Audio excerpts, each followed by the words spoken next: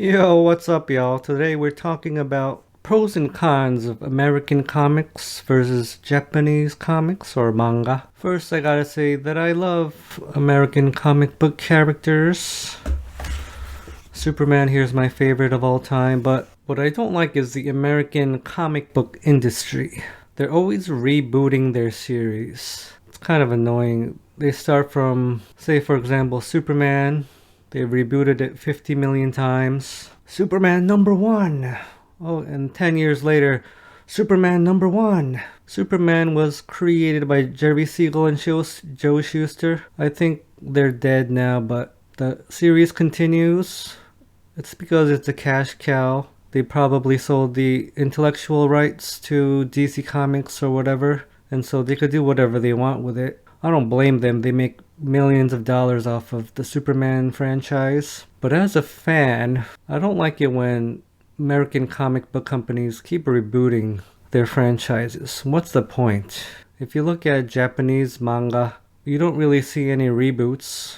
You don't see Dragon Ball rebooted back to number one. They just keep making sequels. They keep continuing the storyline, and I think that's what should happen. If you look at One Piece, I think the same person has been making the same series for decades. That's crazy. That's really respectable. I think one thing that American comics does really well is having color. So Japanese manga don't really have color. They're black and white. So sometimes when you have a busy action scene, it's hard to tell what's going on if you just read the manga. Have you ever tried to read Naruto manga? It's like, what am I looking at? I can't tell what's going on when it's an action scene. So that's why I just watch the Naruto anime. But for American comics to come on a weekly or monthly basis, they need a huge team. They need a person to make the story, a person to pencil, a person to ink, a person to color, and you have the marketing team, you have all the people doing everything else. It's a lot of work, so I understand why they need a lot of people, but I like how in Japanese manga, you have one person doing the story, the pencils, and the ink. So it feels like a more coherent story, or more coherent franchise.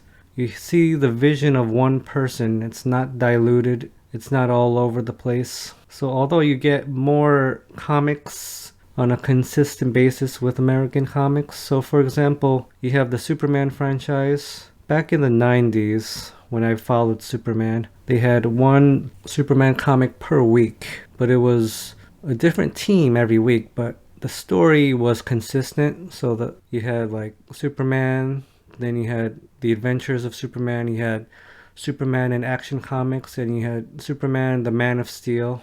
So they all followed the same storyline, but it was different teams of storytellers, pencilers, inkers. I think the colorist was the same, Glenn Whitmore. But when you have all those different people telling the same story, it becomes weird. The style changes. So you know how in Dragon Ball anime, they have different animators. So sometimes you have a really good artist, and then the next episode it's a bad artist. So that's kind of like how it was with Superman, but not that any of the artists were bad. It was different. Yeah, so you have Superman looking like this, and then he changes. Everyone else changes too. So I didn't like the inconsistency of American comics. Of course, I'm generalizing. Not all American comics are like this. There are American comics where you have one team that works on it for the whole series, and it ends. It has an endpoint, and they don't reboot it.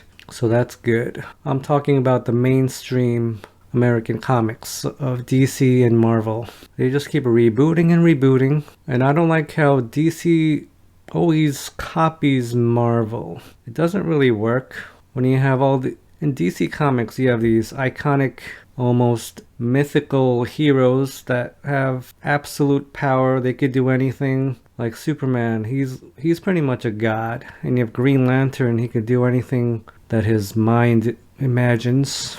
Guess that's why people like Batman, because he's actually limited in his abilities. But if you think about how DC Comics tries to bring all the characters together just like Marvel. It doesn't really work. Because if you think about it, with all the characters in the DC universe, if they all existed within the same universe, there would be no crime. What would they fight against? So my plea is to say that you don't have to have a connected universe just because Marvel does. I think it's really cool and elegant to have one hero exist in one universe. You don't have to cross-advertise with all your characters. It's really complicated and it doesn't work.